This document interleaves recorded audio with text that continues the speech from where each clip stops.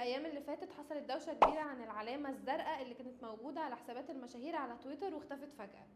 محمد هنيدي هزر ونجيب ساويرس قال افيهات، هوب المعلم ماسك راح مرجع علامات التوثيق كلها في وشهم، وكانت حاجه في منتهى القرف لدرجه انهم رجعها للاحياء وكمان الاموات. طبعا لو انت مصدق ان كل ده بيحصل صدفه تبقى انت انسان طيب قوي، لا طيب حقيقي.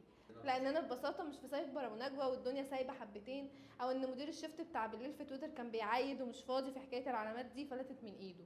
امال ايه الموضوع؟ انا هحكي لك كام حاجه وانت هتفهم منهم كل حاجه. انا نورة الخياط وده اخر مترو. من كام يوم كان في صاروخ اسمه ستار شيب انفجر.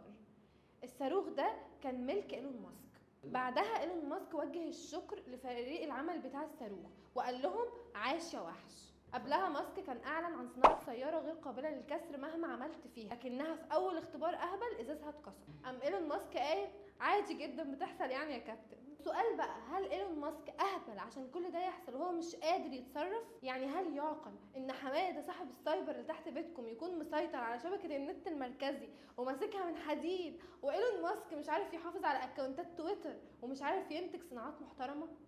والاجابه طبعا لا، هو يقدر يعمل كل حاجه. امال ايه القصه؟ السر كله يا صديقي في الماركتنج ريفيرس سايكولوجي استراتيجي، او التسويق النفسي العكسي.